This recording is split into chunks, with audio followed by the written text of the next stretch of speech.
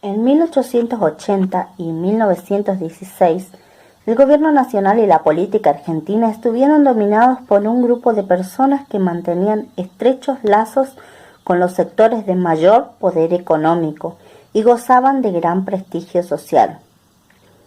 Por esta razón, los historiadores llamaron régimen oligárquico a este periodo. La palabra oligarquía es de origen griego y significa gobierno de pocos. Estas personas estaban convencidas que eran las únicas capacitadas para gobernar el país. Pertenecían a un reducido conjunto de familias con enormes riquezas y dueñas de importantes propiedades urbanas y de grandes extensiones de campos destinados a la producción agropecuaria de exportación. Además, habían comenzado a invertir en la banca, en el comercio, en los negocios inmobiliarios y en la incipiente industria. Esta generación de políticos se agrupó en el Partido Autonomista Nacional, PAN. Tal agrupación no era un partido político como los que existen en la actualidad, ya que solo consistía en una alianza entre gobernadores y políticos influyentes de distintas partes del país. No tenía afiliados ni convocaba elecciones internas para elegir a los candidatos de los distintos cargos de gobierno. Estos cargos se repartían a partir de acuerdos entre los más importantes dirigentes del PAN. Si bien el sistema político era formalmente una democracia, pues los ciudadanos elegían a sus gobernantes mediante el voto, en la práctica las cosas eran bastante diferentes.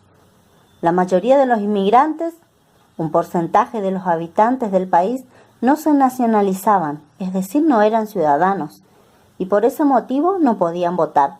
Tampoco votaban las mujeres. Los candidatos no representaban a las grandes mayorías y por eso muchas personas que sí podían votar no lo hacían. En aquel momento el voto no era obligatorio. El fraude electoral era una práctica muy común y el PAN recurría a ella, es decir, se apelaba a trampas y a engaños para ganar las elecciones. ¿En qué consistían esas trampas? La ley establecía que durante la votación los hombres debían acercarse a las mesas electorales con su libreta, la libreta de enrolamiento. El voto se pronunciaba en voz alta, o sea, un voto cantado, por lo cual era sencillo presionarlos para que votaran por un candidato determinado.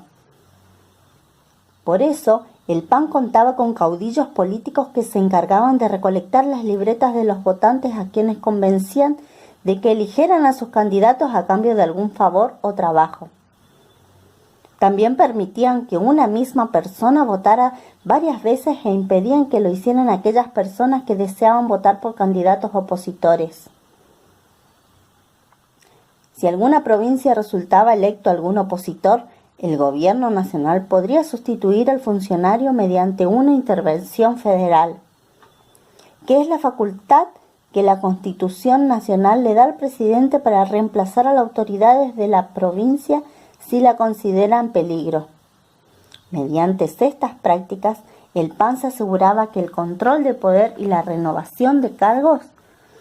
Por eso, además de oligárquico, a este periodo se lo conoce también como régimen conservador.